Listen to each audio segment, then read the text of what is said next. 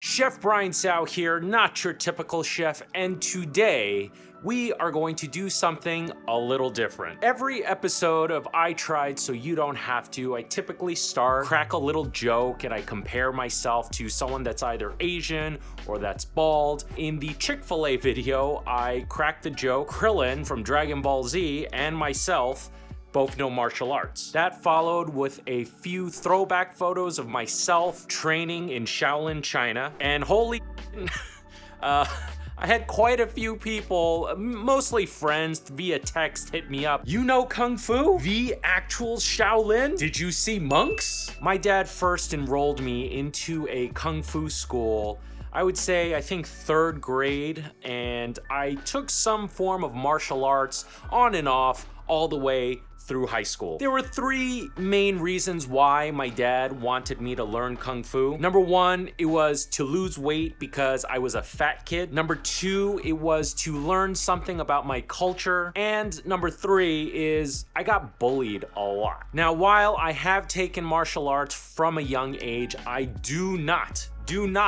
consider myself a martial artist in the slightest. I am not good at it, and I haven't practiced for like 15, 16 years, so don't expect to see me in the octagon anytime soon. Let's talk about how a 19-year-old Chef Brian Tsao ended up in Shaolin. I was living in Beijing, China at the time. My cousin Lawrence, who is also from New York City, he always loved to study martial arts, and he wanted to spend an entire summer in Shaolin practicing Kung Fu. His Chinese wasn't very strong, so my aunt was a little uneasy about Lawrence traveling to a rural part of China all by himself. So my aunt called me up, asked me to go with him, and she was willing to pay all of the expenses. And I was like, dope, I'm in. Now, I did tell my cousin and my aunt that I couldn't do the entire summer because I had already booked a couple weeks to tour with my metal band from China. I'm not gonna go too much into that in this video,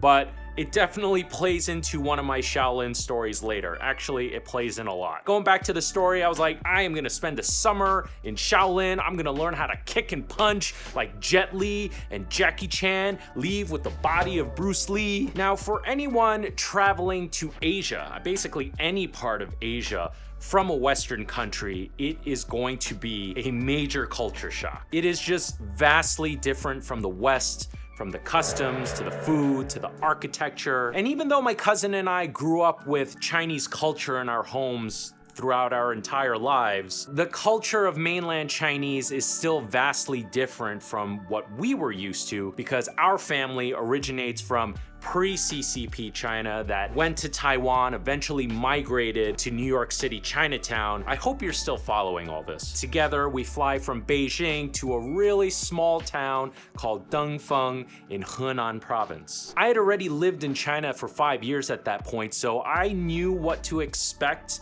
leaving the big cities. Big cities in China like Beijing and Shanghai, you know, they're modern, they're beautiful, they're clean. But once you leave that, that is not the case. It's like going through a portal almost to a 3rd world country. Sorry, China, it's kind of true. Could be a little different now, but you go to these places, everything just looks really old and run down, even though it was only built the year before or 2. Get off the plane, we get onto the bus, and we start heading to the academy. That's right, the academy, not the temple, the academy. And on the way, you pass by just countless other academies, big, ugly, gray buildings with gigantic outdoor courtyards, and you see countless students practicing Kung Fu outside. And then you pass all these stretches of stores that are basically Kung Fu R Us. It's just one store after the other, and they sell all things you need concerning Kung Fu, swords, staffs, uniforms and shoes and everything that you could possibly need